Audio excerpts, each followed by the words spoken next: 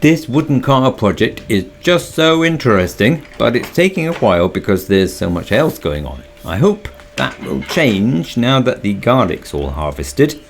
But in the meantime, I haven't even settled on a suspension system yet. For instance, this is another experiment with a tennis ball. If you put one or two between upright wings on the suspension arms, they'd probably work. How cheap and simple would that be? But I think this exact arrangement wouldn't work in practice because of my central pivot point. There are two suspension arms hinged like wings from the centre, but that means they'd need support at their ends or the whole thing could tip over sideways. At the moment it's just the back axle that keeps the rest of the car upright.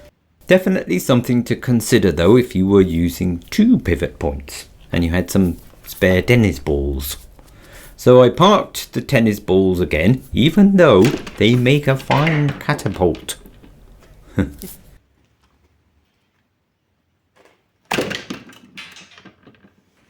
For now, I'm using these springs from a motorcycle seat. They just happen to be the right strength and squishiness.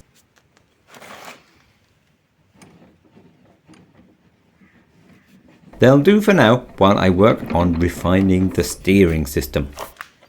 Last time I'd set up a steering box that sits on the suspension pivot bar and is connected to both wheels. It was rotated by wires attached to arms hanging underneath. A few of you suggested I just needed a steering column with a universal joint like a normal car has. Of course I didn't have real universal joints to hand, but I improvised with the crude sort that come with socket sets.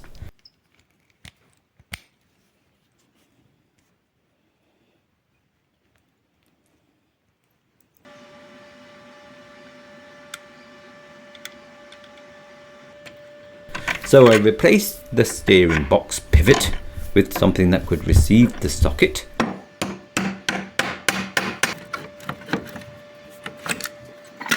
Welded it on.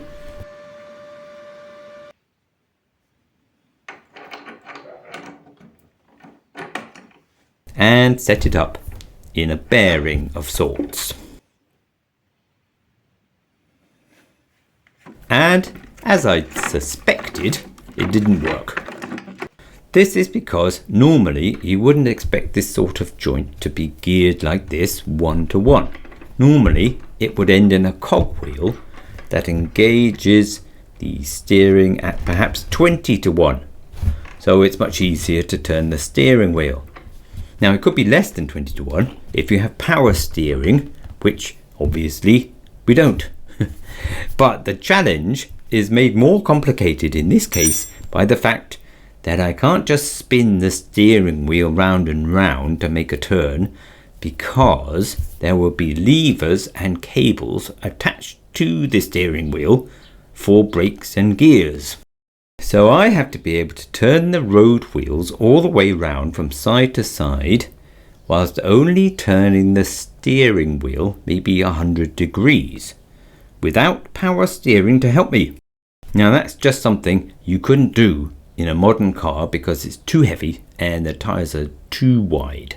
But it should be possible in this little lightweight car. In fact, I'd already done that the last time in a very crude way.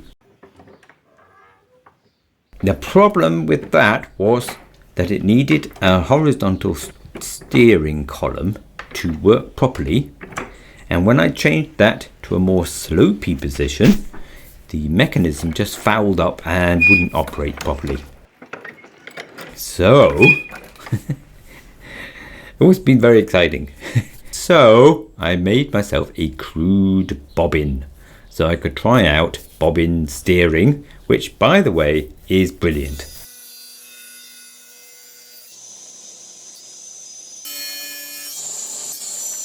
My lathe is now on a wooden floor, which is why this is so fuzzy. I'll need to find a different place to put the tripod. Bobbin steering systems were used in boats and ships a lot, as well as early cars and in aeroplanes.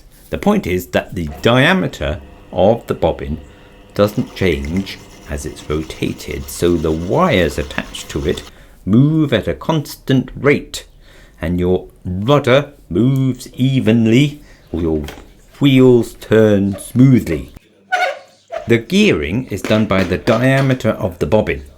Of course, I just guessed. And the length depends on the angle of the steering column. But that might change, so I made it too long just in case.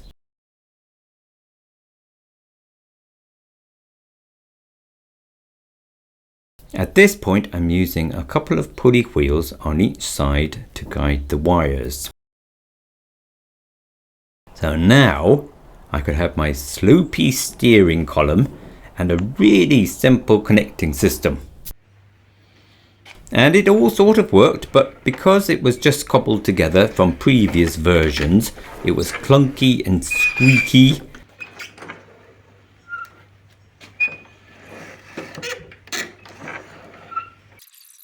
So I took it all apart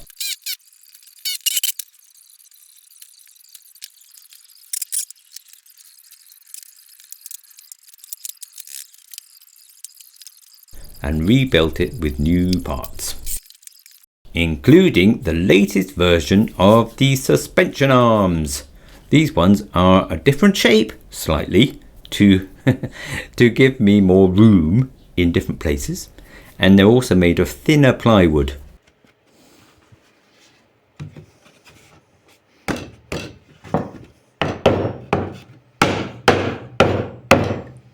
The first ones I'd made were 18mm thick. Then I made some that were 12mm thick, but these ones are just 9mm thick, less than 3/8 of an inch.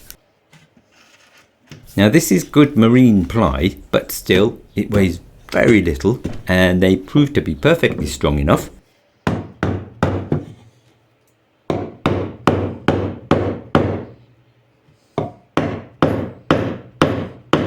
Because of the triangulation in the shape, of course.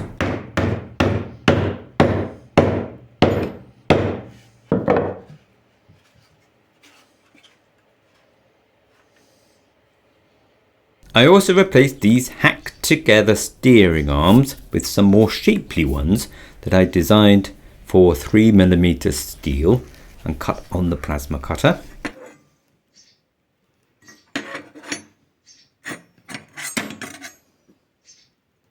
And a new steering box, this time with ball joints fitted.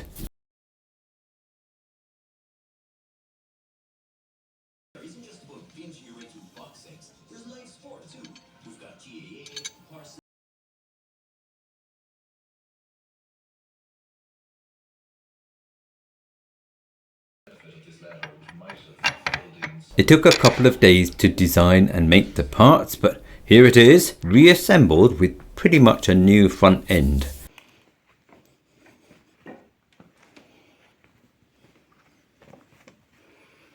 Here are the new steering arms in place.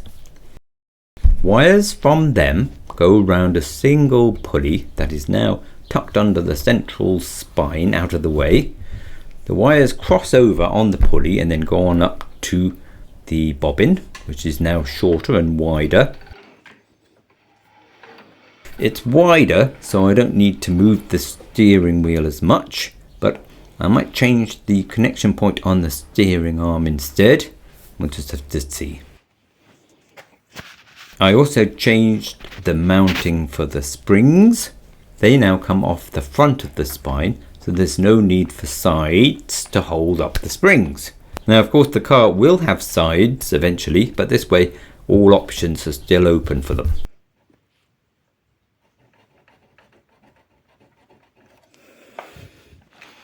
And that central steering box is lighter now than the original, but gives me more movement. So the turning circle of the car is smaller, and there's still no bump steer at all, which is a good thing.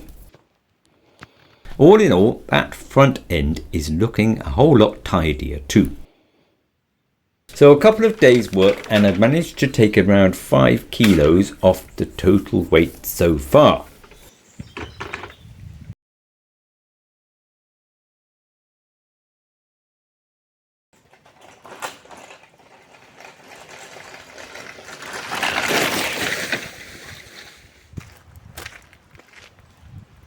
Now I really could use some transmission, but the next job will be the back suspension and axles. Can't wait.